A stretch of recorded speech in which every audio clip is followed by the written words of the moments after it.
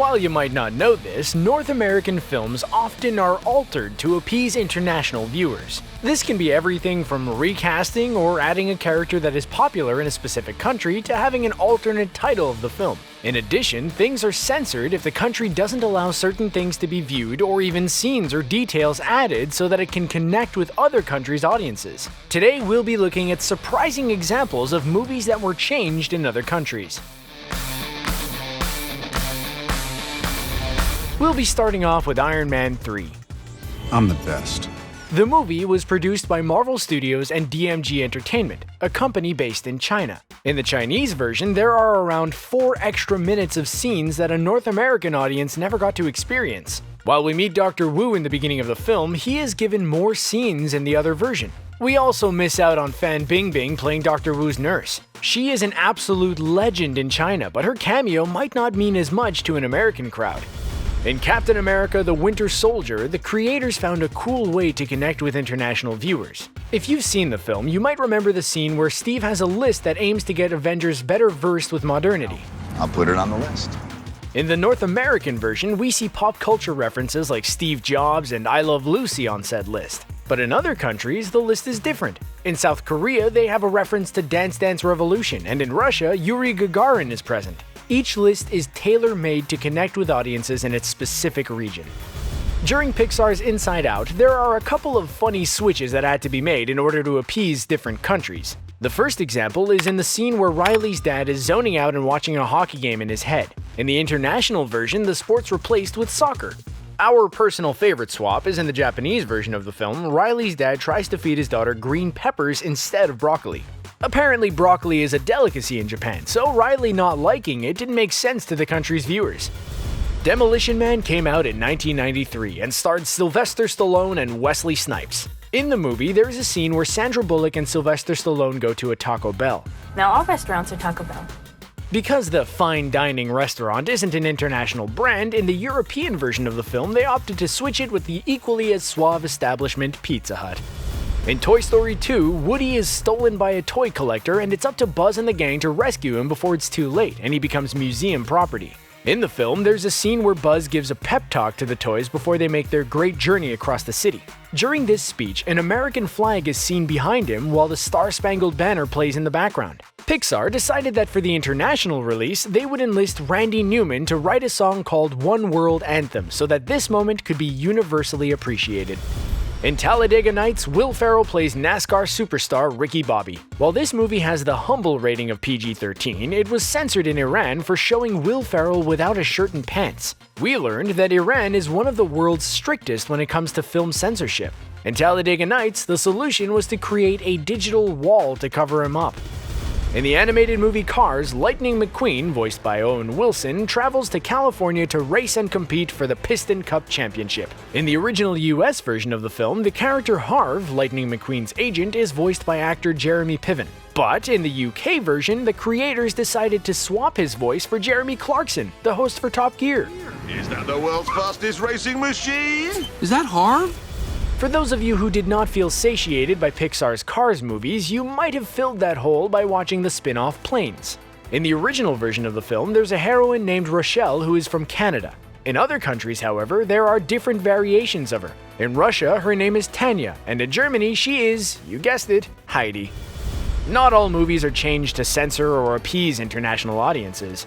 For Americans watching the film, odds are they've at least heard of President Lincoln and have a foggy idea of his accomplishments. For the international version, Spielberg decided to include a preamble that explained what happened in the Civil War and attempted to cover American cultural references that were showed in the film. Zootopia is a film we hope will one day be viewed as a classic.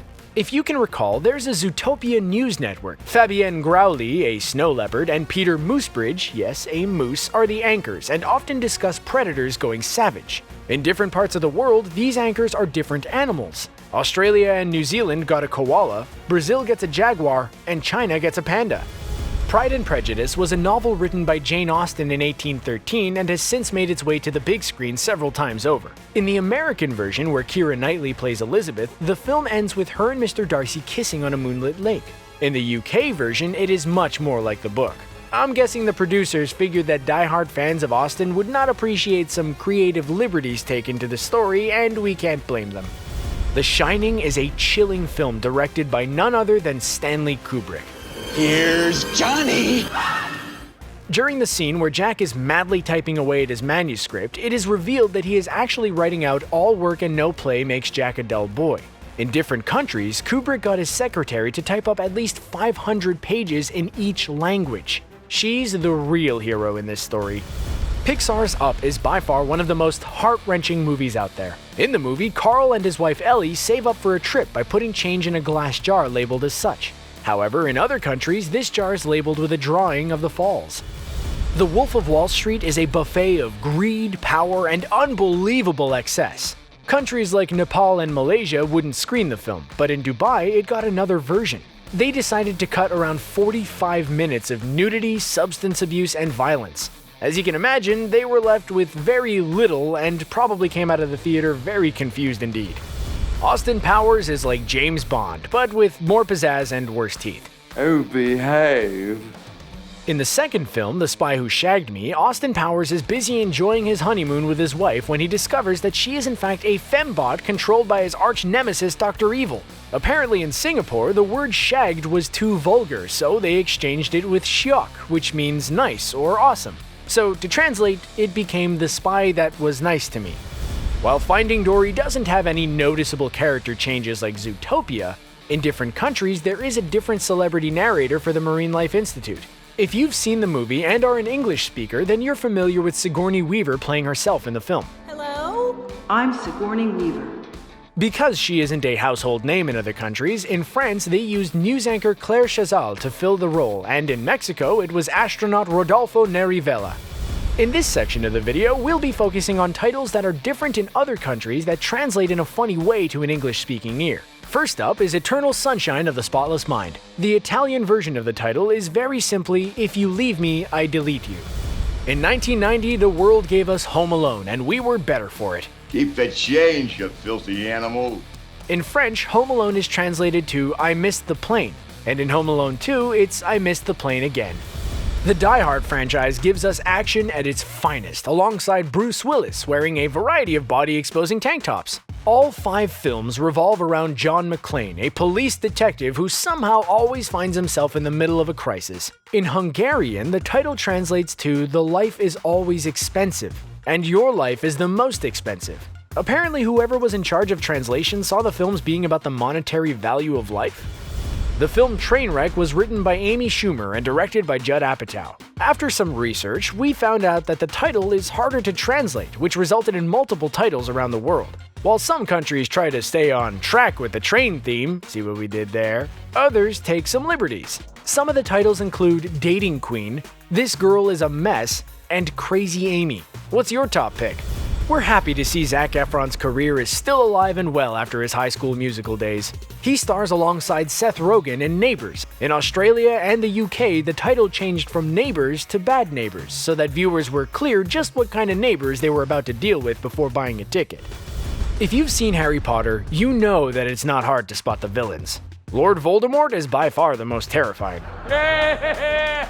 On top of being in favor of genocide, he also wants to rule over all and become immortal. So all around, not a great guy. In Denmark, however, they chose the name Romeo for him instead of Tom Riddle.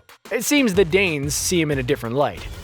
Keeping on the subject of the Danes, they also had a rather amusing alternate title for Willy Wonka and the Chocolate Factory. Upon hearing the original title, our mind goes to images of Charlie winning the golden ticket and visiting the fantastical factory with his Grandpa Joe. In Denmark, however, all of this whimsy is gone. Their title is The Boy Who Drowned in Chocolate Sauce. Cloudy with a Chance of Meatballs was adapted from a picture book about a world where food drops from the sky. In the film version, the story is of course fleshed out a bit. In Hebrew, they decided to change up the title a bit and replaced meatballs with falafel. We'll be ending on Lost in Translation, arguably director Sofia Coppola's finest achievement. Ironically, the title itself got lost in translation when being transferred to Portuguese and came out as Lost in a Strange Place. We'll leave you with that. We hope you enjoyed the ride. What was your favorite change? Are there any other titles that are different in other countries that we missed out on and have to cover? We're all ears. Please leave your input in the comments below and we'll take note. Thank you for listening, and be sure to subscribe to our channel to keep up to date on our latest and greatest. Until next time.